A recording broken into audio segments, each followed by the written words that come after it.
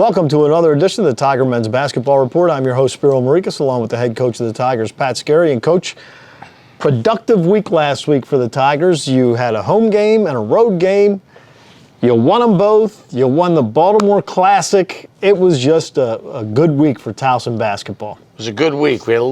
Our offense was very consistent. A couple good players played at a high level, which we need them to. And as we head off to the finals here, hopefully we can kind of keep the momentum moving forward. Let's start with the game against UMass last Wednesday night. Christian May hit a couple of about 7-8 foot jump shots early in the ball game, and Christian had been struggling with his shot. How much do you think that maybe gave him some confidence where he ended up scoring a career-high 27 points? I'm sure it gave a lot of confidence, especially playing against a good team like UMass. You see the ball going early, and we needed that. He's worked hard. He's a good player. He plays both sides of the ball, which is important. And we just kind of felt it's a matter of time with him, and he's practiced well. So, he's got great parents, and they'd ask afterwards, like, what'd you say to him? I said, honestly, he came in a couple days early. He goes, I just got to get out of my own head. We were like, get out of your own head. But he's good. He's good. We got more of those coming with him, I think. Well, he followed it up, not to jump ahead, but he followed up with 24 against UMBC, was named CAA Co-Player of the Week. So a great week for Christian. Yeah, just a great, his footwork, his confidence, his being shot ready. The other thing he did, he cuts well. He got to the glass. He posted the ball a little bit. He's starting to drive it better. And I'm a huge fan of his, and I'm excited to see him play the way I know he wants to play and he's capable of playing. Well, good win for you against UMass, an A-10 team. Second year in a row that you beat them. I don't know that Frank Martin's going to want to take your phone calls anymore, but it was a good game for the Tigers. Yeah, Frank's a friend and a terrific coach. He's been to a Final Four, and he's got those guys playing like Frank Martin teams. So, like I said, I've said this repeatedly, I appreciate him coming down to play us. A lot of teams in that league won't, so I appreciate him doing that. And I thought our guys, we needed to get a win over a good team, and we were able to get that done. Saturday, you traveled to UMBC to take on the Retrievers, and again, the offense was clicking. Just a great overall team effort against the Retrievers. You kind of opened it up midway late in the first half and kind of never looked back. Yeah, I think, Jimmy Ferry's done a good job there. They've won 18 games the last 2 years, and they play at the fastest tempo in the country, which says something. There's 362 teams. But we had a hard time stopping them. They've got a lot of talented guys, and the ball comes at you quickly. But I thought our offense was really good. Both games last week, as much as Christian was the CAA Player of the Week, I was quite surprised that Dylan Williamson wasn't the co-rookie of the week. He was terrific against UMass, scoring the ball. He had, I think, 10 or 11 against UMBC, but he also had 8 assists to 2 turnovers on the road, right, which is a heck of a game. So he's really starting to play well. He's a freshman. Obviously, he was here in the program, but he's practiced really well. I think I told you that before the game, so it's good to see that pay off. How much of that is confidence? I mean, here's a guy that did not play at all last year, so it's going to take him a little while to get his sea legs. And I don't know that he's a true point guard, and he is playing point guard. Yeah, he can play. He's a good point guard because he's smart. He's got great vision, passing the ball, and he's getting committed defensively, which I like. He had a good first night against Colorado. You talk about throwing a guy to the Wolves, and I thought his play was a little bit choppy in Charleston. But some of that has to do with the level of competition that we're playing. But I think now that he's got 10 games under his belt, he's starting to feel good about things. He exudes confidence. It's one of the things I really like about him when we recruited him.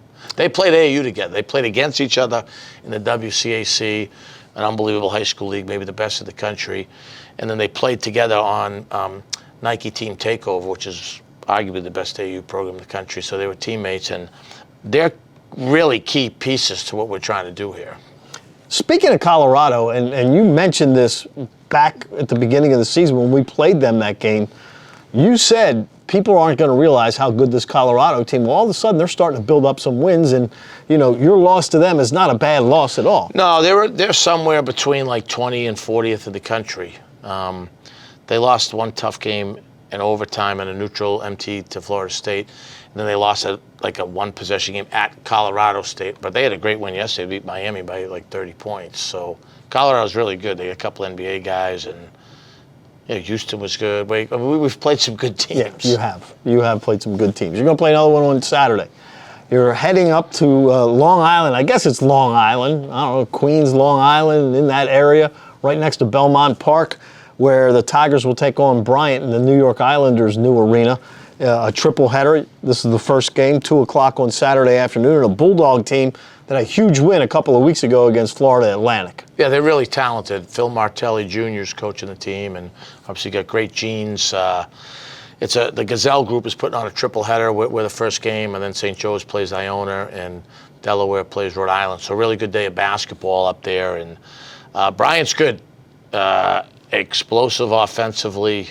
Like I said, they won at Florida Atlantic, so that's kind of enough said right there. But and as we speak, they're about to play Cincinnati, so we don't know how that's going to turn out. Yeah, but they've played a tough schedule too. Bullock, Timberlake are really, really good players, and they've had a couple other high-level transfers, and the kid Pinzon and Rivera from St. John's and St. Louis. They can really, really score the basketball.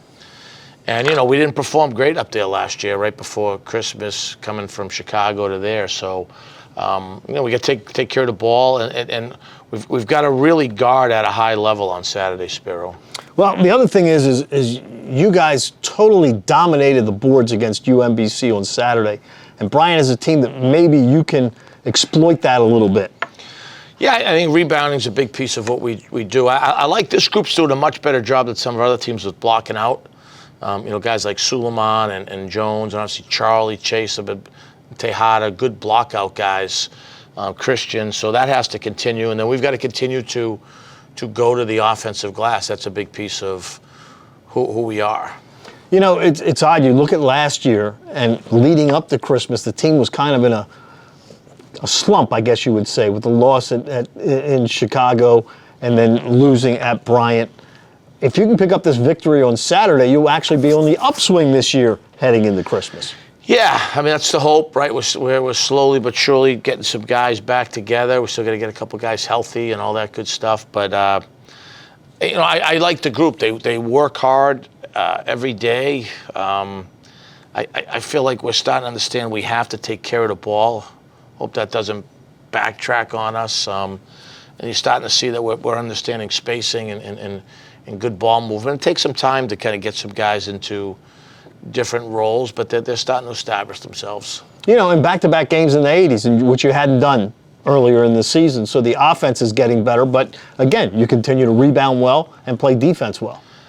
We got to play defense a little bit better. The last 3 halves is not. No coach in America ever thinks his team plays good enough defense. If hopefully our guys are watching. We got to guard. Bryant will really test our defense. We've got to be ready to guard at a high level on Saturday. It's a really, really good offensive club. What about Nenda Tark? You announced after the game on Saturday that maybe things are looking positive in that direction. I hope so. If it's not Saturday, it'll be Nichols. He's going to help us. That's all I can tell you. So we're excited to get him on the court. Do you think the NCAA watches this show? Oh, they're really busy trying to get through this waiver process.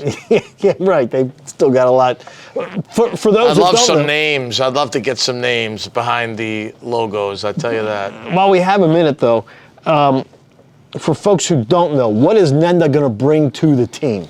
Yeah, well, one, he's a really good teammate. He just fits in. He's got a Big East body, led the country in steals, but he also really good on offense, driving it, passing it. We just got to get him in a couple games to get going, but he's got to factor in.